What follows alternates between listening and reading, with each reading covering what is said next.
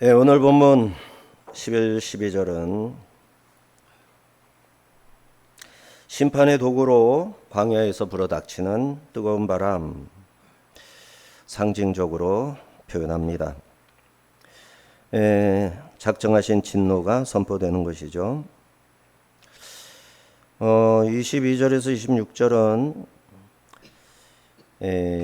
백성의 도덕적 영적 무지에 대한 하나님의 장탄식이고, 27, 28절은 심판의 불가피성과 그 한계를 밝히면서 회개가 유일한 희망이다, 숨겨놓은 구원의 길을 일러줍니다.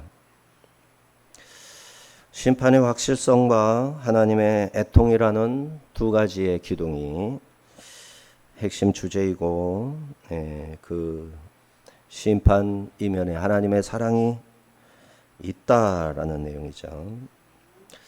우리는 이 말씀을 통해서 우리가 어떤 길로 나가야 할지 깨닫고 우리의 삶을 진정으로 변화시키는 유익을 얻어야 하겠습니다. 우리의 영적 무지를 돌아보고 회개의 길을 찾아 장차 하나님 앞에 설 자로서 자신을 점검하고 회개해야 하겠고, 약속의 말씀 가운데 제시된 새로운 소망을 붙들어야 하겠습니다. 이제 광야에서 뜨거운 바람이 분다는 말씀 11절 12절을 같이 보겠습니다. 그때에 이 백성과 예루살렘에 전할 자가 있어서 뜨거운 바람이 광야에 있는 헐벗은 산에서 내 딸 백성에게 불어온다리라. 이는 키질하기 위함도 아니요 정결하게 하려 함도 아니며 이보다 더 강한 바람이 나를 위하여 오리니 이제 내가 그들에게 심판을 행할 것이라. 이 말씀이 참 자세하게 살필수록 두려운 말씀이 되는데, 그때 유다 백성과 예루살렘의 멸망을 전할 자가 그때 있으리라. 그때 예루살렘의 멸망이 있을 때 말씀을 전하실 것이다. 누군가가 와서. 그런데 이 바람은 열풍인데 추수 때의 바람이 아니고, 티끌을 날려서 정결하게 하는 바람도 아니고 심판을 행할 강한 바람이다 라고 합니다. 타작마당에서 적당한 바람을 이용해서 곡식과 건물과 쭉정이를 제거하고 알곡만 모으는데, 이런 바람은 정화의 바람이고 선과 악을 구별하는 정화의 과정이죠. 그런데 이 바람이 12절에 보면 나를 위하여 오리니, 나를 위해서 온대요. 바람이, 엄청난 뜨거운 열풍이 나를 위해서 온대요. 뭐죠? 하나님의 진노의 마음을 달래주기 위해서 바람을 불렀더니 그 바람이 하나님을 위해서 달려와서, 그죠? 요한계시록에 보면 동서남북 끝에 바람을 잡은 천사들이 있죠. 그 천사가 바람을 몰고 다가오는 그러한 내용이 되겠죠. 자, 그런데 하나님은 유다를 내 딸 백성 이렇게 표현합니다. 내 백성의 딸로 직역할 수 있는데, 내 백성이 낳은 딸이 아니라 바트 안미는 그렇게 읽히는 것이지만 의미적으로는 하나님의 딸 이스라엘이라는 것이죠. 아버지가 딸을 사랑하듯 하나님께서는 자기 백성을 긍휼히 여기시는 애정어린 마음으로 이스라엘을 부를 때 호칭입니다. 딸이 비록 아버지를 배반했지만 딸을 아끼는 아버지의 마음은 변함이 없습니다. 자, 그런데 뜨거운 바람이라고 그랬고 또 강한 바람, 뜨거운 바람이요 이보다 더 강한 바람, 둘 다 바람인데 광야에서 부는 바람은 뜨거운 바람이고 그보다 더 강한 바람은 진짜 아마 심판의 바람이고, 바벨론이 군기를 휘날리면서 마병을 앞세워서 달려오는 기세로운 그런 바람을 뜻하겠죠. 이 뜨거운 바람, 팔레스타인 동쪽 사막, 사우디아라비아죠.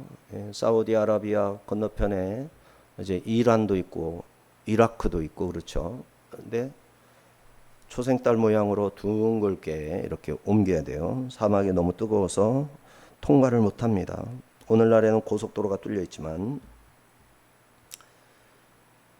자, 시로코라는 열풍이 있는데 이 바람을 염두에 둔 표현일 것이다 라고 봅니다. 모든 곡식, 식물의 뿌리까지 말려버릴 만큼 뜨겁고 건조해서 팔레스틴 지역에 가뭄과 흉년을 일으키는 원인이 되는 시로코 바람을 상상할 수 있습니다. 또 여기에다가 파괴적인 의미를 강조하기 위해서 광야에 있는 헐벗은 산에서, 풀 한 폭이 없는 붉은 산에서 이 바람이 왔다. 이는 모든 생물이 살 수 없는 광야의 헐벗은 산처럼 유다 역시 철저하게 파멸될 것이다. 예루살렘이 철저하게 파멸될 것이다. 라는 말씀이죠. 이 헐벗은 산 쉐파임인데요. 이 쉐파임, 헐벗은 산으로 표현되어 있지만 예레미야서에서 다른 곳에서는 우상 숭배하는 산당이 있는 산, 산당이 있는 산을 쉐파임이라고 합니다. 자, 우상 숭배가 사막의 건조한 바람과 같이 어떤 풍요도 가져다 주지 못하고 파멸만 초래하는 바람의 근원지가 되었던 것이다. 그래서 하나님을 잊어버리고 하나님을 멀리하면 그것이 이 열풍의 근원지가 되어서 그 근원되는 열풍, 거기에서 출발한 바람이 결국은 하나님을 배반한 백성들에게 불어 닥칠 것인데, 이스라엘이 배반했기 때문에, 교회가 하나님을 배반했기 때문에 그 바람이 불어오는데, 그럴지라도 하나님의 사랑은 변함이 없다. 이렇게 우리가 이해하고 읽을 수 있어야 됩니다. 자, 이는 바벨론 침략으로 인한 유다의 환란이 단순히 백성들을 정화해서 구원하기 위한 심판만 아니라 돌이킬 수 없는 유다의 철저한 멸망을 위한 재앙임을 강조하고 있습니다. 이러한 절망적인 메시지를 전하는 예레미야는 탄식할 수밖에 없고 울 수밖에 없었죠. 그래서 눈물의 선지자인 겁니다. 자, 그런데 이보다 더한 강한 바람이 나를 위하여 오리니 이제 내가 그들에게 심판을 행할 것이라, 이런 표현을 했었죠. 11절의 열풍만으로도 충분한 공포인데 그보다 더 강한 바람을 예고하심으로 유다는 더 이상 재기할 수 없을 것이다, 이런 의미. 그래서 이 더 강한 바람을 역사적으로 보면 주 70년의 바람을 더 강한 바람, 그걸로 인하여 다시 일어나지 못하리라. 2000년 동안 못 일어났다가 마지막 때가 되어서 1948년에 건국이 되었지만 과연 이걸 회복이라고 볼 수 있을지 참 안타까운 거예요. 장차 다가올 심판이 얼마나 참혹하고 철저할지 비유로 말씀하신 겁니다. 이처럼 처절한 심판의 바람이 하나님을 위해 올 것이다 라고 하셨습니다. 바벨론 군대 공격은 그들의 생각만으로 되는 일이 아니고 근본적으로 하나님의 주권적인 계획과 섭리 아래에서 이들이 움직이고 있음을 우리가 본문을 통해서 알 수 있어요. 하나님께서 이어서 이제 내가 그들에게 심판을 행할 것이라, 긴박하게 심판이 집행될 것임을 말씀하십니다. 이제 곧, 지금 당장이라도 심판을 행할 것이다. 긴박성을 강조하기 위해 사용한 단어들입니다. 자, 심판. 심판은 판결, 언도, 재판 이런 걸 뜻하죠. 행한다. 왜 행한다? 다바르는 일하다, 행하다, 말하다 이런 뜻이 있어요. 다바르, 말, 행함, 그다음에 명령 이런 명사형으로 바꾸면 이런 뜻이 됩니다. 그래서 이 본문은 이제 내가 그들을 향하여 나의 판결을 선언하겠다, 말하겠다, 판결문을 선포하겠다 이렇게 읽혀지는 말씀입니다. 하나님은 철저한 공의에 입각해서 유다의 심판을 행하실 것이고 하나님이 심판의 메시지를 선포하면 그것은 그냥 사라져서 없어질 일이 없는 겁니다. 반드시 그 심판은 임하는 거예요. 변개치 않고 이루어지는 겁니다. 자, 그런데 19절에서 21절에 이 하나님의 마음, 장탄식 하시는 마음 표현이 되어 있는데 19절 20절을 먼저 보겠습니다.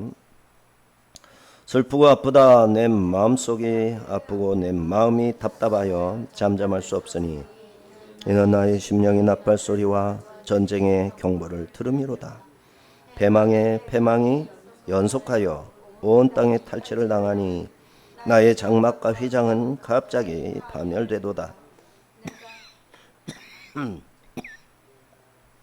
21절을 한번 펼치신 분은 읽어보시기 바랍니다. 시작. 내가 저 깃발을 보며 나팔 소리 듣기는 어느 때까지 하였고. 하나님은 자기 마음을 슬프고 아프다 이렇게 마음을 표현하셨어요. 바벨론 군대의 나팔 소리, 예루살렘 성루에서 전쟁 경보로 울리는 나팔 소리에 내 마음이 답답해서 잠잠할 수 없다. 아버지로서 아들로부터 배신당하신 마음, 아내의 배반으로 찢어진 하나님의 마음이 만신창이가 되어서 슬프고 아픈 것이죠. 결국 하나님께서 보내시는 재난 앞에서 온 유다가 마비됩니다. 지도자들은 속수무책으로 무능력하게 당할 수밖에 없었습니다. 거짓 안전에 속아 평강을 기대한 안일한 태도가 재앙을 촉발합니다. 이로써 예루살렘의 사납고 뜨거운 사막의 열풍이 불어닥쳐 모든 생명과 거룩한 성소와 성벽을 무너뜨리고 황폐하게 할 것입니다. 우리나라에 대해서 낙관적으로 말씀하시는 분들이 많아요. 이게 비관적이지만 사실 낙관적이에요. 심판을 받아야 이스라엘이 다시 서거든요. 완전히 멸망해서 2000년 동안이나 없어져야 진짜 백이 하나님을 알고 하나님을 섬기고 선택받은 백성답게 사명자로서 합당한 이스라엘이 다시 시작하게 되는 거예요. 너무 오랜 동안 배반했기 때문에 오랜 동안 나라가 서지 못하고 전 세계로 흩어져서 조롱과 핍박과 그야말로 히틀러한테 당하는 이런 일들을 겪어야만 했죠. 자, 교회, 한국교회, 하나님이 세운 이 나라 생각을 해보십시오. 이 나라 미국 교회에 청교도 신자들이 돕지 않았다면 이 나라 있었을까요? 아닙니다. 북한처럼 됐을 겁니다. 김구가 원했던 대로 북한처럼 통일이 되어서 지금 김일성의 지배를 받고 있을 거예요. 교회는 한 군데도 없을 것이고 오늘의 대한민국은 성립할 수가 없어요. 어디 그뿐입니까? 이보다 더 심하고 엄청난 중국의 조롱과 그죠? 일본으로부터 뭐 이 어려움을 당한 건 아무것도 아니죠. 중국으로부터 당해내야 했을 겁니다. 그런데 이 한국 교회가 하나님의 은혜를 과연 기억하고 감사하고 있는가 생각해 봐야 됩니다. 하나님을 더 찾는가? 돈을 더 찾는가? 하나님의 영광을 더 원하고 그것을 위해서 애쓰는가? 땀을 흘리는가? 아니면 자기 영광을 위해, 자기 이름을 위해 그걸 더 원하고 그것을 위해서 더 많이 땀을 흘리는가? 하나님을 배반하는 겁니다. 강단에서 주님의 말씀이 제대로 선포되는가? 제대로 선포되는가? 많은 사람이 은혜 받고 좋다고 하지만 성경을 많이 읽는 사람의 입장에서는 은혜가 아닙니다. 하나님을 배신하고 음행을 하는 행위에 불과합니다. 말씀이 사라졌어요. 본문을 적어놨지만 그 본문의 참 뜻을 가르칠 의사가 없고 몇 군데 없어요. 몇 교회 없어요. 성도들도 원하지도 않습니다. 자, 하나님이 한국교회를 경고하신다라는 메시지를 오늘 상황에서도 느낄 수가 없다. 그냥 정치적인 일이고 힘의 원리에 의해서 시대적인 이런 변화무쌍한 흐름에 의해서 우리나라가 이렇게 될 수도 있고 저렇게 될 수도 있다. 이런 논리로 생각하는 사람들은 반대하겠지만 철저히 하나님의 손안에 있습니다. 지난주에 우리가 하나님 말씀 속에 너희가 내 손안에 있느니라 말씀하셨잖아요. 하나님의 손안에서 다 이루어지는 일입니다. 미국과 이 대한민국의 갈등을 보고 얼마나 지금 미국 보고 미국을 탓하는 사람들이 엄청 많아요. 근데 이 일의 근본적인 일을 생각할 줄 모르면 하나님 관심 없는 거예요. 하나님이 세운 나라를 미국에서 손보려고 한다. 그러면은 진짜 하나님께서 역사하시는 거잖아요. 정신을 차려야 됩니다. 기도해야 됩니다. 우리는 아무것도 가진 게 없어요. 무기도 없고, 뭐를 할 거, 우리가 뭐를 할 수 있어요? 무기가 있으면 더 위험해. 우리에게 뭐 총이 있거나 그래봐요. 참겠어요? 쏴버리면 어떡할 거예요? 일이 더 그르치겠지. 원자폭탄 버튼이 나한테 있다고 생각해봐요. 어떡할까요? 이걸 잘 지킬 능력이 있습니까? 저 못된 놈들 눌러버리겠지. 그러니까 이게 쉽지 않은 문제입니다. 믿는 자가 할 수 있는 것은 가장 강력한 무기, 기도입니다. 기도. 하나님께로 돌아오는 것, 회개하는 것, 그리고 하나님께 맡기는 기도를 맹렬하게 부르짖고 간구하고 기도하는 것. 이게 성도들이 해야 할 일입니다. 하나님의 탄식을 살펴볼까요? 22절에서 26절.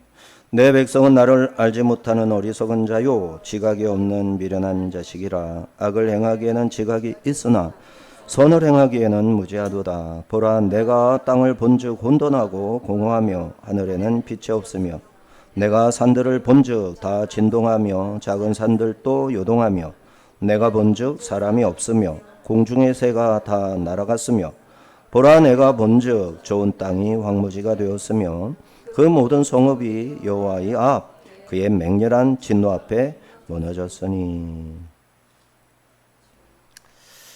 자, 오늘 교동문에서도 나왔었지만 하나님께서 자기 백성 유다를 향해서 내 백성은 나를 알지 못하는 어리석은 자다. 하나님을 아십니까? 안다는 게 뭐죠? 야다. 지금 내가 하나님과 교통 중에 있냐 이 뜻이에요. 하나님에 대해서 뭐 아는 거 있으면 말해봐라. 줄줄줄 말하는 그게 아니라 하나님을 아느냐 했을 때 지금 하나님과 네가 어떤 관계냐. 관계가 지금 유지되고 있느냐. 그 안에서 누려야 할 정상적인 관계로 자리매김이 잘 되어 있느냐 이 뜻입니다. 자, 그래서 나를 모른다. 어리석은 자다. 지각이 없는 미련한 자식이다. 하면서 뭐를 안다고 그래요? 사탄은 안다. 사탄과는 접신이 되어 있다. 이 말은 뭐예요? 입술도 마귀에게 맡기고 눈도 마귀에게 맡기고 행동도 마귀에게 맡겼어. 마귀 짓을 한다. 거짓말하고 악한 짓을 한다. 올바른 일을 하는 것이 아니라 하나님과 교통하고 기도하는 게 아니라 사단의 미혹과 유혹에 넘어가서 하나님을 빼버린 상태에서 무엇이라도 하고 있다. 이게 악을 행하는 겁니다. 그거는 너무너무 잘해요. 선을 행하기에는 무지하도다. 하나님 보시기에 좋은 토부를 행하기에는 무지하다. 이는 그들에게 짓밟힌 땅과 쓰러져 죽어있는 자기 백성을 내다보시며 토해내시는 하나님의 신음소리, 탄식소리입니다. 자, 무지하도다. 로, 야다, 야다우 라는 부정어예요. 아니다, 없다. 그래서 사악하다 이런 뜻도 되고, 로, 라가 악입니다. 악, 라, 로, 다 이제 라메드 하나예요. 근데 여기다가 알레프를 붙여서 사악하다 또는 무지하다. 그래서 야다가 없다, 지식이 없다. 유다 백성들은 자기들의 정체성을 상실했고 단순한 무지가 아니라 악을 행하는 데는 지혜롭고 오직 선을 행하는 데에만 무지했던 것이죠. 타락한 본성은 악을 행할 때 민첩하지만 선을 행할 때는 너무너무 굼뜹니다. 23절 26절에서 이들에게 내리는 심판 상황과 결과를 묘사합니다. 하나님의 심판의 땅은 혼돈, 토후, 혼돈, 토후, 공허, 빠후. 혼돈과 공허. 근데 이제 이게 언어유예요. 토후, 빠후. 근데 빠후에다가 그리고를 붙여서 와, 빠후. 이렇게 돼 있어요. 하늘에 빛이 없고 크고 작은 산들이 진동할 것이다 하시고, 심판 후에는 사람이 없고 새들도 다 날아가 버렸고 좋은 땅들은 다 황무지가 되고 성읍이 여호와 하나님 앞에 하나님의 진노에 무너지게 될 것이다. 순식간에 사라질 수 있어요. 우리는 우리 실력이, 그죠? 우리의 노력이, 우리의 빈틈없는 그 계획과 대단한 실력이 이 나라가 이만큼 엄청난 문화 생산국이고, K-팝, 음식, 하나 빠질 게 없죠. 무기 만드는 거. 이 모든 게 누가 허락해야 가능한 거예요? 하나님이 허락하셔야 가능한 거예요. 근데 이 모든 것을 축복으로 주셨는데 여기에 이 축복이 있을 때는 책임이 반드시 따라요. 그죠? 책임이. 이 책임을 다해야 됩니다. 근데 이 책임에는 무관심하게 되면 혼돈과 공허, 빛도 없이 모든 것이 허물어져서 황무지가 되는 거 순식간이다. 쌓아 올리는 거는 상당히 어렵고 시간도 필요한데 허물어지는 것은 순식간이다. 풍전등화. 우리나라가 그런 상태임을 아셔야 됩니다. 알아야 돼요. 근데 그렇게 돼야 우리나라가 어떻게 된다고요? 다시 서는 거예요. 우연히 서는 건 없어요. 국민들이 저절로 역사의식이 생깁니까? 건국전쟁 2 극장에 줄을 서가지고 수백만 명, 수천몇만 명이 가는 상황이 이루어질 것 같아요? 안 일어나요. 안 일어나. 건국전쟁 2 100만 명만 넘어도 감사하겠다. 200만 명만 넘어도 감사하겠어요. 근데 이 건국전쟁이라는 게 이승만 바로잡고 박정희 바로잡고 역사가 무언지 정확하게 다큐멘터리로 제대로 근거를 완벽하게 제시하면서 문서들을 들이대면서 이렇게 보여주고 있는데 누가 보냐고, 누가 몇 명이나 보냐고. 보는 사람들만 봐요. 교인들이 안 봐. 우리나라 성도가 1300만 이었었잖아요. 교회 근처라도 갔던 사람이 1300만. 그럼 그 사람들이 그걸 좀 봐야 될 거 아니에요. 안 봐. 관심이 없어요. 그 속에서 믿음의 눈을 가진 사람은 하나님이 지켜주셨구나. 하나님이 도와주셨구나. 프란체스카가 그렇게 울면서 자기 나라 오스트리아에다가 전화를 돌려가지고 자기 친구들한테, 정치인들한테, 미국 정가에 진입해 있는 유태인한테 전부 전화를 돌려서 지금 뭐하고 있냐고 대한민국에 찾아가서 구해내야 될 거 아니냐고. 저 중국의 이빨에 지금 물려가지고 목구멍으로 넘어가기 직전인데 120만 명이 지금 압록강을 건너서 밀고 내려오는데 그거 어떡할 거냐고. 하버드 동문들에게 이승만 대통령이 막 전언을 보내고 얼마나 애타게 하나님께 부르짖으면서 그렇게 해서 살려낸 나라예요. 없어진 나라, 망한 나라. 그런데 그 하나님을 잊어버리고 그 기도의 사람들의 그 기도를 잊어버리고, 그죠? 우리나라 공문서 제1번이 뭔지 아시죠? 우리나라 국가 공문서 첫 번째, 딱 문서철 첫 번째 뭐죠? 이은영 목사의 재연국회에서 기도한 기도문, 대한민국 공문서 1번 1호가 기도문이에요. 성경에 가장 근접한 헌법을 가지고 있는 나라가 대한민국이에요. 대한민국. 얼마나 좋은 법이었는지 몰라. 우리나라는 정말 양심법을 중시해요. 풍속을 저해하는 일은 비밀 재판을 했어. 비밀 재판. 보도를 절대 못했어. 근데 지금 오늘날 어떤 모양입니까, 우리나라가 지금? 자, 바벨론 군대가 지나간 다음에 유다 땅의 모습을 묘사한 말씀이죠. 살아있는 생명들이 없어졌고 땅은 황무지가 되었고 성벽이 다 무너져 내렸습니다. 창조시 하나님 보시기에 좋았던 모든 것들이 다 황폐하게 되고 말았습니다. 하나님이 자취를 감추실 때 비참해지는 세상의 진면목입니다.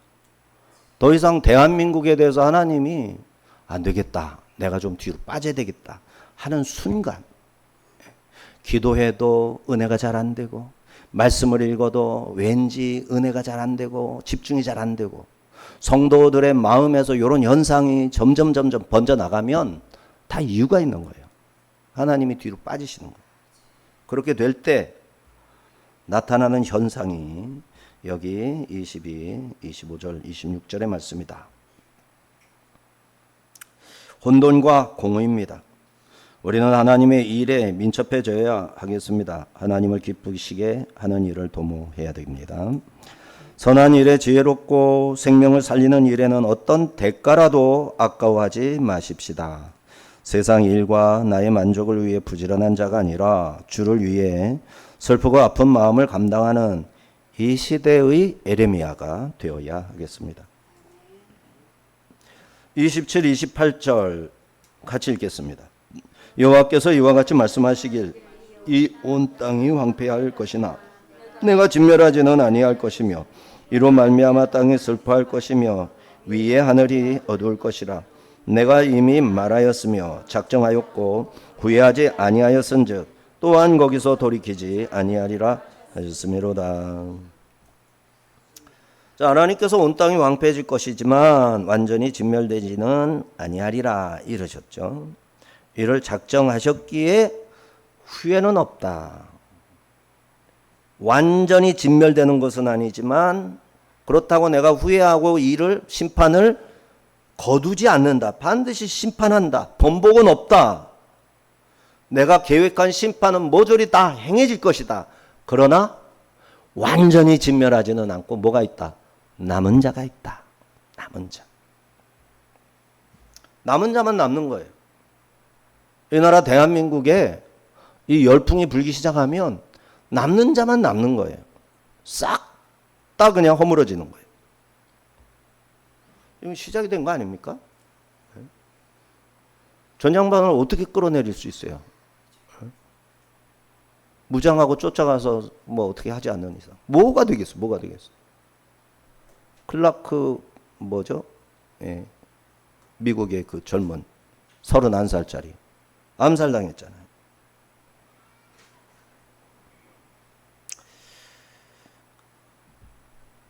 여기서 우리는 심판을 행하시는 하나님의 공의와 구원과 치유를 행하시는 하나님의 사랑에는 우리가 다 알지 못하는 균형이 존재함을 알 수 있습니다. 하나님은 기묘자이시고 모사이심으로 이 균형을 깨지 않을 지혜가 있어요. 사람들은 이해할 수 없어요. 사람은 다 알지 못해요. 그러나 우리가 하나님께 내 마음을 맡기면 하나님의 지혜를 조금씩 알아가는 거예요. 공의와 사랑을 완벽하게 병립, 균형을 이루실 수 있는 지혜가 하나님께 있는 겁니다. 중요한 것은 자기 백성의 죄악에 대하여 엄중히 경고하시고 말씀하신 심판은 반드시 집행한다라는 사실입니다. 이로써 백성들의 죄에 탄식하고 벌하기만 하시는 것이 아니라 자기 백성을 향한 사랑 때문에 심판의 한계치를 사실 설정해 놓으셨어요. 이건 우리가 몰라요.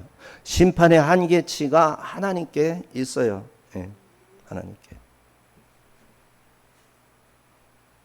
리미트가 있다는 거죠. 온전히 멸하지는 아니하시는 것입니다. 이와 같이 하나님의 선하신 계획 가운데 심판을 행하신다는 점이 참으로 다행스러운 일이 아닐 수 없습니다. 자기 백성들이 죄악으로 인해 멸망 중에 있을지라도 완전히 멸하지는 아니하시고 아버지로서 자녀에게 징계를 내리시는 중에도 자식에 대한 사랑을 포기하지 않으시는 하나님이 바로 우리의 하나님이신 겁니다. 이처럼 유다가 폐허가 되었어도 그 중에 그루터기를 남겨두십니다. 하나님의 징계는 멸망을 위한 진노가 아니라 회복을 위한 하나님의 치료 과정임을 알 수 있죠.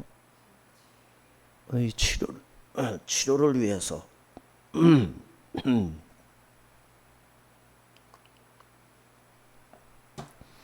어마어마한 열풍이 있을 것이다. 그렇습니다. 하나님의 심판의 궁극적 목표점은 멸망이 아니라 회복의 약속을 믿고 신앙으로 살라고 깨워 일으키려 하심이었던 겁니다.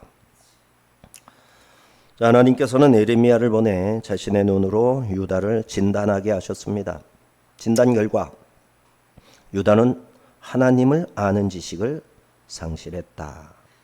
죄악에만 능숙한 언약을 저버린 백성들이었다라는 것이죠. 예, 의사가 진단하듯 에레미야가 본 이스라엘의 모습이에요. 이에 하나님은 죽을 병 걸린 유다를 보시며 애정어린 마음으로 탄식하셨던 거예요. 오늘날 세계 교회, 한국 교회도 복음의 본질에서 또 멀어져서 세속적인 가치를 쫓고 공의를 외면하며 사랑을 잃어버리고 말았습니다. 이러한 우리의 모습은 에레미야 시대 유다와 다르지 않습니다. 한국 교회는 빛과 소금의 역할을 회복하고 거룩한 삶으로 세상에 선한 영향력을 끼쳐야 합니다. 성도들은 물질과 명예를 쫓는 삶이 아니라 겸손히 하나님을 찾고 그분의 공의를 드러내며 살아야 합니다. 물량주의, 물질주의, 세속 권력과의 결탁, 형식적인 신앙에서 말씀으로 돌이켜야 합니다. 에레미야처럼 회개의 음성을 외쳐야 하며 사회 불의에 맞서 공의의 선포자가 되어야 합니다. 또 성도들의 삶은 세상 가치가 아닌 하나님의 말씀에 순종하는 회개와 성결의 삶이어야 합니다. 참된 그리스도인이라면 이를 결단하고 세상의 박해와 고난을 참아내야 합니다. 직장에서 믿음의 결단을 고수하다가 해고를 당하고 가족의 반대로 고립되거나 세상으로부터 손가락질을 당할 수도 있음을 각오해야 됩니다. 그러나 그러한 성도에게 주님께서는 내가 물 가운데 지나갈 때 내가 함께 할 것이라 강을 건널 때 물이 너를 침몰하게 하지 아니하리라 불 가운데로 지날 때에도 타지 아니하리니 이사야 선지자를 통해서 주신 약속의 말씀입니다. 사도들도 지금 우리가 받는 고난은 장차 우리에게 나타날 영광에 비교할 수 없노라 하며 믿음을 지켰었어요. 교회는 어둠 속의 등대처럼 세상의 빛과 소금으로 주의 복음을 증거해야 하겠습니다. 또 성도들은 회개와 순종의 힘을 다하고 기꺼이 고난도 감수해야 하겠습니다. 주님은 제자들에게 너희가 세상에서 환난을 당하나 담대하라 내가 세상을 이겼노라 말씀하십니다. 이 주님을 붙들고 이 말씀을 따라서 승리가 이기는 거죠. 요한계시록에서는 믿음을 배반하지 않고 죽음에 이르더라도 어떤 환난 속에서도 믿음을 지킨 자가 이긴 자가 되는 것이죠. 기도하겠습니다.